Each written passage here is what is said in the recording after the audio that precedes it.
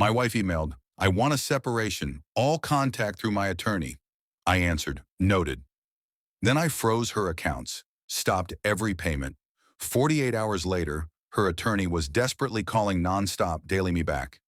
I met my wife 8 years ago in a small cafe that smelled of burnt espresso and wet asphalt.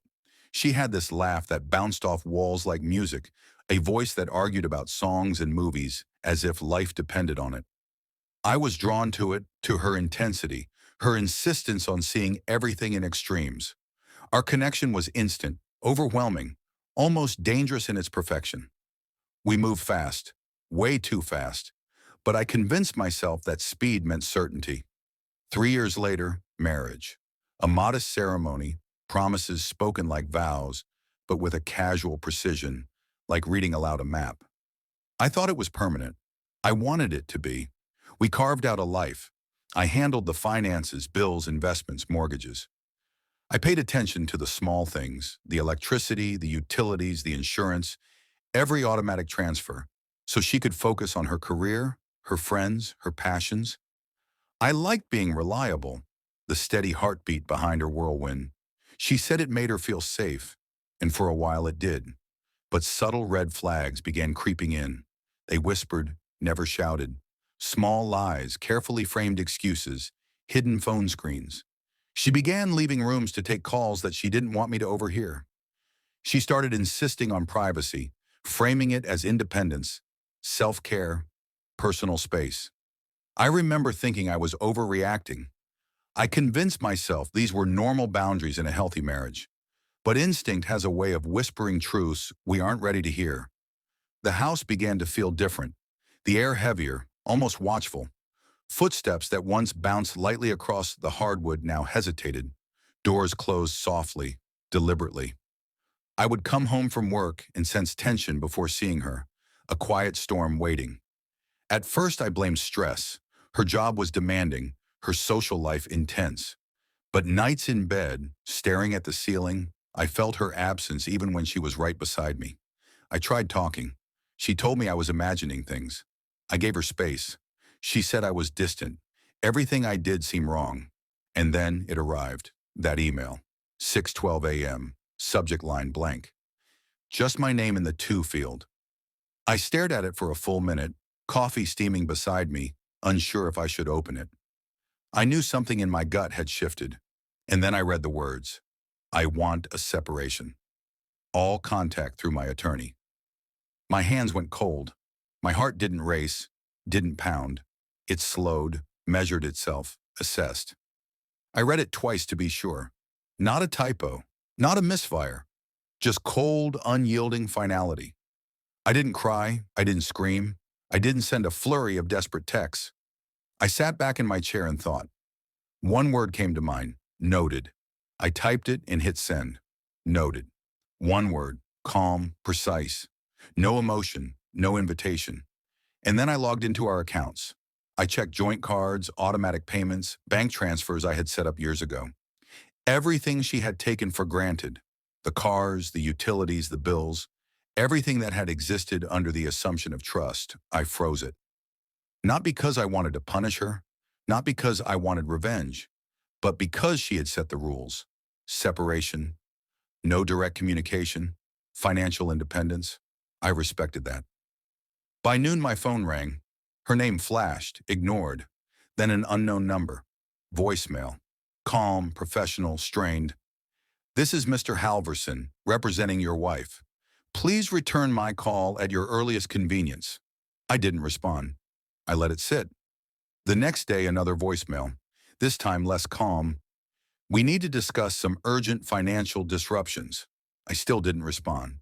By day 3, calls stacked like dominoes, each one sharper than the last, brimming with urgency that bordered on desperation.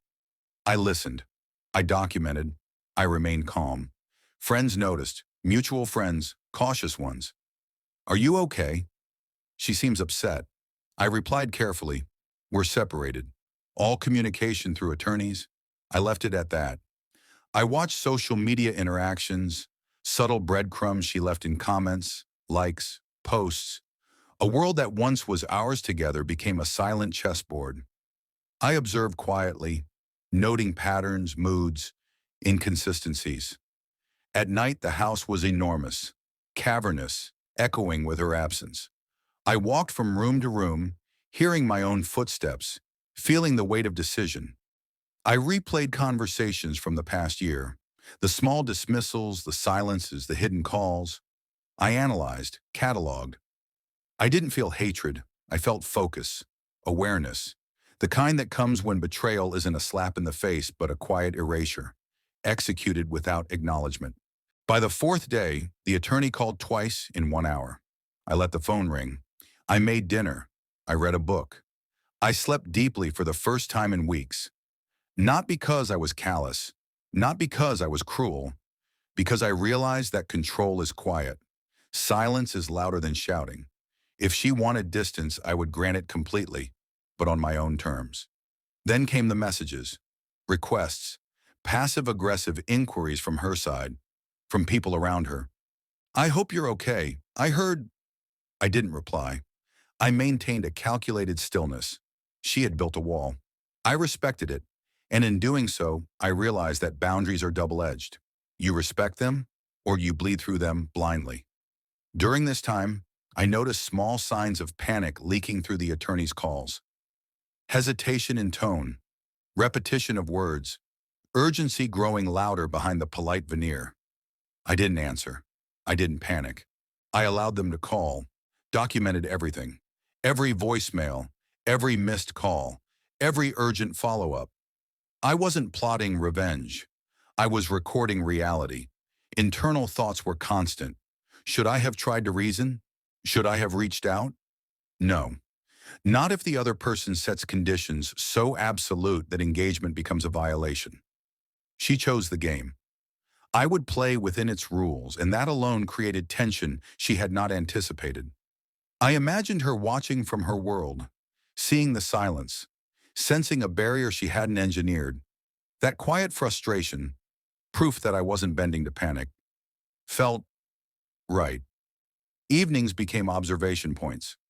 I walked through the house, made tea, watched light filter through blinds onto empty chairs. I wrote in a notebook, patterns, dates, conversations, oddities, not for litigation yet, not for confrontation, for clarity. The act of recording gave me calm. The act of observing gave me power. I was not embittered. I was alert, focused, controlled. By day 6, I sent a single, brief email to her attorney. Please direct all inquiries to my counsel. Future communication will be documented. That was it. Polite, factual, immovable. The quiet aftermath settled over the house like fog. I felt a strange relief. The tension didn't vanish. It transformed. The storm wasn't raging.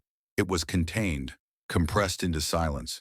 The rules of the separation were now being enforced equally, without theatrics. I thought back to our history. 8 years of laughter, arguments, nights whispered in the dark. Every memory had weight, some tender, some sharp as glass. And yet, I wasn't grieving the absence. I was calculating reality. Betrayal doesn't always come as an explosion. Sometimes it drifts quietly, like smoke through cracks. And when you understand the drift, you understand how to breathe. I paused, reflecting. Would she have expected this? Did she think freezing accounts would trigger desperation, tears, calls, apologies? Did she believe I would react emotionally, impulsively? Perhaps, but I didn't. I kept precision. I kept calm. The world, for the first time in years, obeyed a logic she could not dictate. And now I turn it over to you. If you were in my shoes, if someone you trusted erased your role quietly, methodically, without chaos, how would you respond? Would you fight? Would you retreat? Or would you simply record, observe, and let reality play out? Comment below. Share your thoughts. Tell me, in a world where love and law intersect, where silence becomes the ultimate language, what would your move be? I'm reading everything. I want to know your take.